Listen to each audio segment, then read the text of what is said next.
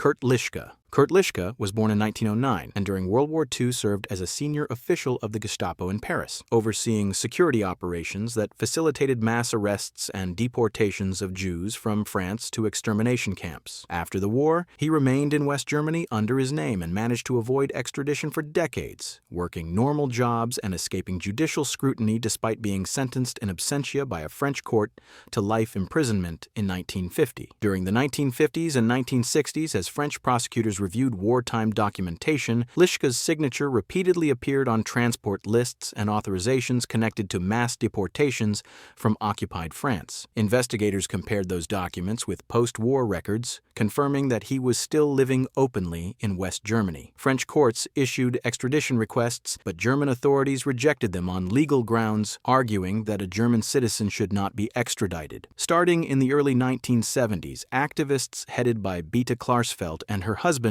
worked to gather new evidence, including wartime documents, transit lists, and eyewitness testimonies, while surveilling Lischka's address in Cologne. After failed attempts at forced abduction, mounting public pressure and re-examination of files forced German courts to act. In 1980, a Cologne court convicted Lischka of war crimes and sentenced him to 10 years imprisonment. He began serving his sentence but was released early in 1985 on health grounds, after serving roughly two-thirds of the term. Lischka died in 1989 in a nursing home under reduced custody.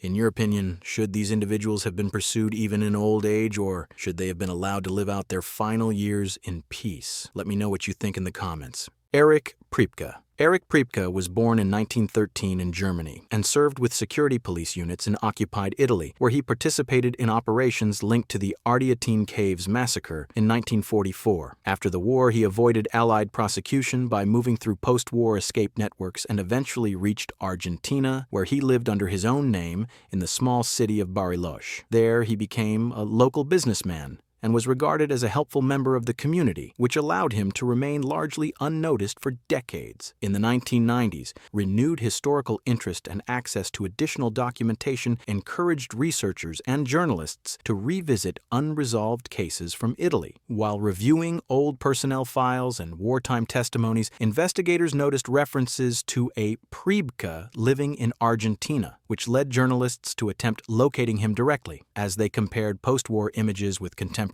photographs and public records, Priebke's identity became increasingly clear, prompting diplomatic communication between Italy and Argentina. After confirmation by authorities, he was arrested and extradited to Italy in 1995. Priebke was tried in Rome and convicted, spending the remainder of his life under legal restrictions until his death. Eduard Roschmann. Eduard Roschmann was born in 1908 in Austria and during the war held administrative roles in Nazi-occupied Latvia. After 1945, he briefly came into Allied custody, but in 1948 managed to disappear using forged documents and the escape lines operating through northern Italy. From there, he slipped out of Europe and resurfaced in Argentina under a modified identity, opening a business and moving between addresses to avoid attention. Over the following decades, fragmented reports from Austria and West Germany combined with survivor testimonies hinted that Roschmann had not disappeared at all. Investigators began cross-checking immigration files, business registrations, and embassy correspondence, gradually building a case that the businessman living in Buenos Aires was the same man who had vanished from Europe. By the mid-1970s, new information narrowed his location, prompting a renewed push for extradition. Before authorities could act, Roschmann quietly left Argentina, crossing into Paraguay under yet another variation of his identity. He died there in 1977. If you're still watching, a like really helps the channel, and consider subscribing for more historical investigations like this. Klaus Barbie. Klaus Barbie was born in 1913 in Germany and served as a senior Gestapo officer in occupied France, particularly in Lyon, where he directed interrogations, arrests, and deportations during the war. After Germany's defeat, he avoided early Allied detention and escaped through clandestine routes that transferred former officials through Italy and on to South America. Settling in Bolivia under the identity Klaus Altmann, he integrated into local security circles and remained outside formal judicial attention for decades. decades. As archival material from France and Germany was re-examined, investigators began tracing Altmann by comparing immigration files, residency documents, and old photographs that suggested a direct link to Barbie. The accumulated documentation led to a renewed diplomatic effort, and in 1983, Bolivia agreed to extradite him to France, following increasing international pressure. Barbie was tried in Lyon, convicted of crimes against humanity, and later died in prison, closing a case that began almost 40 years earlier with his escape from Europe. Franz Stangl.